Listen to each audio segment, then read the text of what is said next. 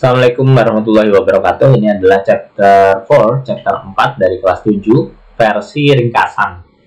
Ada versi yang panjangnya di full version, ada di linknya ada di deskripsi kalau kalian butuh. Oke, di sini akan belajar apa kan? This is my world. Ini adalah duniaku. Kita akan belajar to state things, untuk menyampaikan benda, animals, hewan, and public places around us, atau area-area publik di sekitar kita. Jadi ini ada gambar di ruang kelas apa aja, cara bacanya kayak apa. Saya kasih tahu di full versionnya. Contoh misalnya a globe, a clock, a picture, dan seterusnya. Nah, we will tell the names of 10 things that really have in our classroom. Jadi ini kan contohnya ada di kelas kita. Di sini contoh kelas. Nah, barang-barang yang ini yang ada di kelas kita tolong dituliskan. Gitu ya, berharapnya setidaknya ada 10 barang. Nah, selanjutnya apa? Selanjutnya adalah we will learn to tell the names of the thing that we often have in our bags. Jadi ini barang-barang yang biasanya ada di tas kita.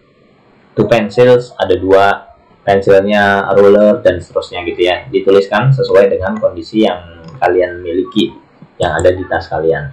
We will learn to tell the names of the things that we really have in our bags, yang kita punya di tas kita. I have 2 rubbers. What about you? How many pens do you have? Aku punya 2 penghapus. Bagaimana denganmu? Berapa pena yang kamu punya? I have 3 pens. Aku punya 3 gitu ya. Number of things in my bags, numbers of things in my friend's bag.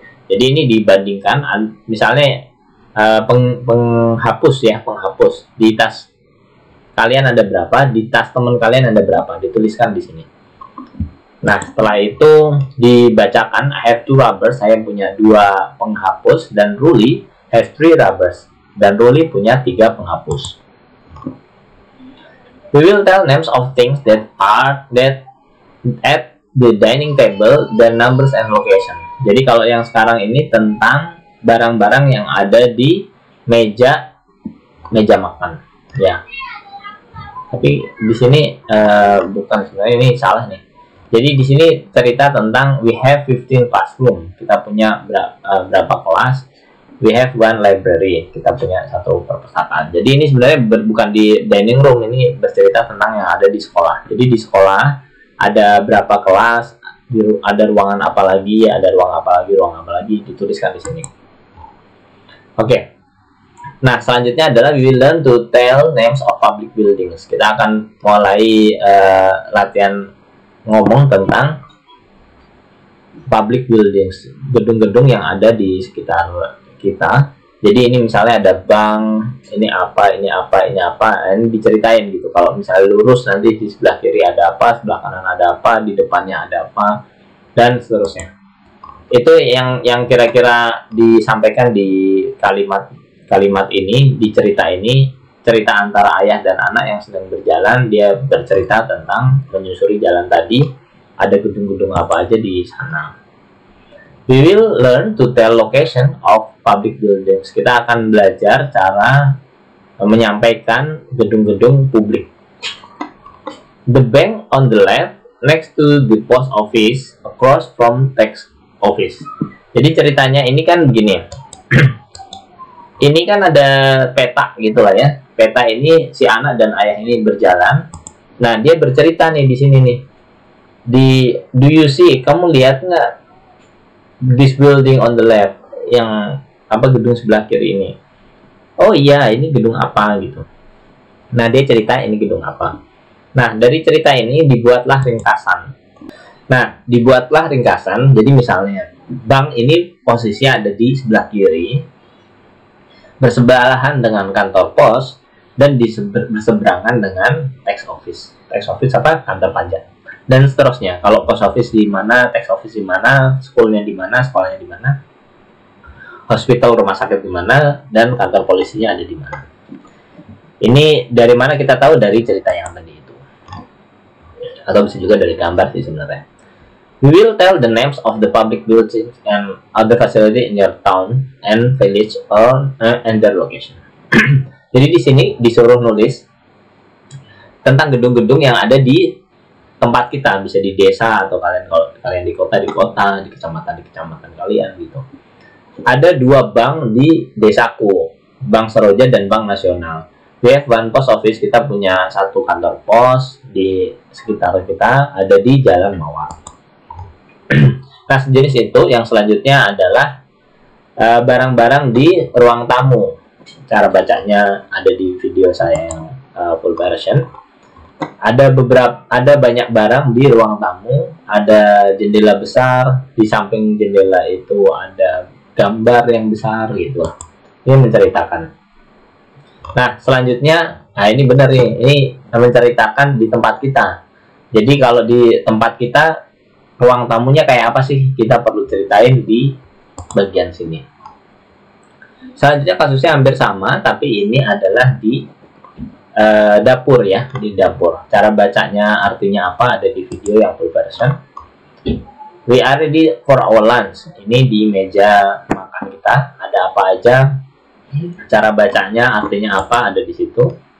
Terus we will tell names of thing in the kitchen and dan lokasinya. Ada beberapa hal di dapur. Ada big stove next to the sink. Ada apa namanya, kompor di samping tempat cuci piring dan seterusnya. Ini intinya adalah cara menceritakan gambar-gambar yang sebelumnya itu ya. We will learn to ask and answer questions of number of things in the kitchen and dining table. Jadi kita belajar dituliskan. Jadi misalnya tadi tempat cuci piring jumlahnya ada berapa, kabinet ada berapa gitu, ada sendok ada berapa dan seterusnya. Ini kasus yang sejenis tapi tempatnya di kamar tidur. Ini cara nulisinnya. I have small bedroom. There is one bed with mattress on it. Ini menceritakan di kamar kalian yang sebenarnya kayak apa isinya. Ini kasus untuk di kamar mandi. Ceritanya sama, jadi menceritakan yang di kamar mandi itu kayak apa, terus di kamar mandi kalian kayak apa. Selanjutnya adalah di apa namanya, di garasi. Caranya sama, menceritakan di garasi yang tadi kalian lihat itu ada apa aja, kemudian di garasi kalian ada apa. Dan ini adalah backyard atau di taman lah gitu ya, di taman sekitar kita ada apa aja, ini hewan-hewan yang ada di sekitarnya. Dan sekarang kita bercerita tentang kebun atau taman yang ada di sekitar rumah kita. We will tell names of things and animals in our yard and our house, their number and location. Terus ada apa aja di sana, ada berapa hewannya ada berapa gitu. Ini juga masih tentang hewan. There are many animals near our school and our houses. Ada banyak hewan di sekitar rumah sekolah dan rumah kita. There are some cats, ada beberapa kucing. Budi has one in his home. Budi punya 1 di rumahnya, yakni punya 2 sapi dan beberapa kambing. We will tell what people do in different places. Kita akan mengatakan beberapa kasus ini, apa yang terjadi. Nah, ini cara ngomonginnya ditulis. Contoh misalnya gini. Udin is helping his father. He is pumping the tire. I help my father too. Udin membantu ayahnya. Dia sedang memompa ban. Aku juga membantu ayahku. Detailnya ada di video full version sebenarnya. Jadi intinya adalah ini ada gambar-gambar. Coba diceritakan dia lagi ngapain. Misalnya ini dia membantu ayahnya untuk memompa gitu lah ya. Terus ini nyiapin makan, mau makan. Ini lagi doa, mau makan, mandi, baca buku, ini belajar bersama, beres-beres kasur gitu, nonton TV bareng. Nah, selanjutnya kita bisa bermimpi rumah masa depannya akan seperti apa, dibikin kayak gitu. Terus selesai sih sebenarnya. Ini adalah bagian akhir. We will tell about our dream of our future house. It is a group project. Kita akan bayangin lah rumah masa depan pengennya kayak apa. Yang akan dilakukan, we will plan our future house, we will make a list of room we have in our house and things in every room. Jadi dibikin kamarnya kayak apa, isinya apa aja. We will also make list of things, animals we will have. Ditulis juga hewan-hewan yang akan kita punya atau dipelihara di sekitar rumah itu apa aja. Second, kedua, everyone in our group will write details of plan in our notebook. Jadi kemudian masing-masing akan bikin detailnya. Terakhir, each group will put their plan in the wall of the classroom and read it to the class. Kemudian hasilnya ditempel di dinding terus dibacain ke kelas. Nah, selanjutnya yang terakhir ini adalah lagu yang sangat baik. Arti dari lagu ini bisa kalian lihat di full versionnya. Cara nyanyinya kayak apa lihat di YouTube. Nah, dari lagu itu diambil intisari ya.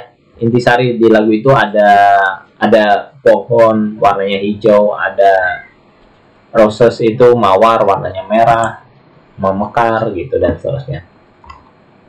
Karena lagu itu memang bercerita tentang banyak hal.